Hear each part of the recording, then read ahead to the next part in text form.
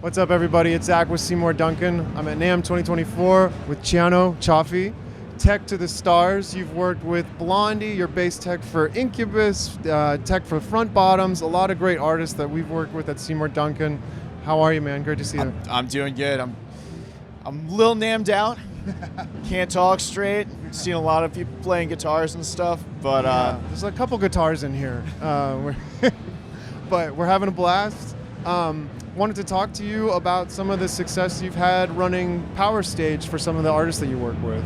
Yeah, I mean, when you're looking for a power amp for guitar, or what I do a lot of work in is profilers, the Fractals, the Quad Cortexes, and the Kempers. There isn't a better option than the PowerStages.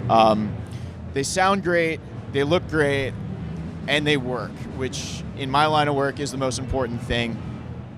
I can't have things going out, and these don't go out. They have plenty of power, and I mean, what else do you want out of them? They sound good.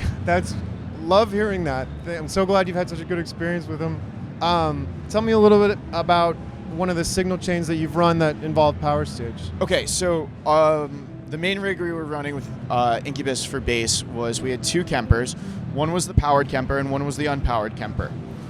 Our main one was the unpowered Kemper that went directly into the PowerStage, and that went straight to a cab, and out of the back of the PowerStage we took a DI signal out, and that was our rig. It sounded fantastic. We had plenty of volume, and it's so simple, it's easy. That's all I have to say. Awesome. Yeah, the 700 watt version of the PowerStage, 700 watts per channel actually, is left and right. You get 700 watts each side, so plenty of sound for even some of the biggest stages that Incubus is playing, I imagine. Yep, and when we were messing around with it a bit, we tried some crazy stuff where we were sending 700 watts to one cab and 700 watts to another. There's so many possibilities with this thing, and it's so simple that it's perfect. Great. And I imagine too, for when you're playing all over the world, it really helps to have something that's a bit lighter and more consistent night after night than traditional tube amps, things like that. Absolutely.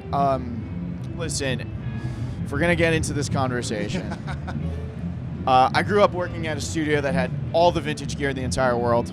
I love vintage amps and stuff.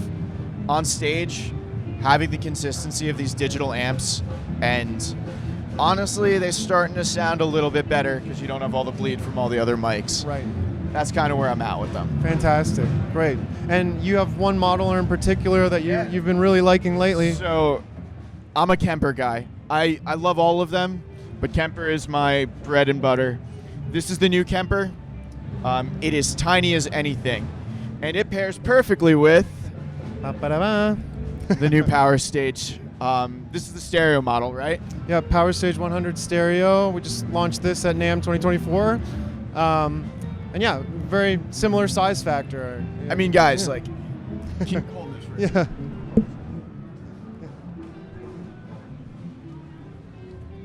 This is your rig. You can put this in. You're going to bring two guitars to a show, put one in each case. Even if you're not on a Kemper or you're not on a PowerStage, bring it. Your amp will break. Everything breaks in this world.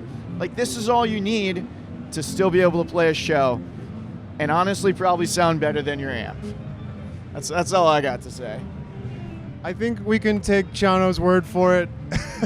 Thank you so much, Ciano, for helping sing the praises of PowerStage and working with the great artists that you do. Thanks for bringing us the good music, man. Have fun.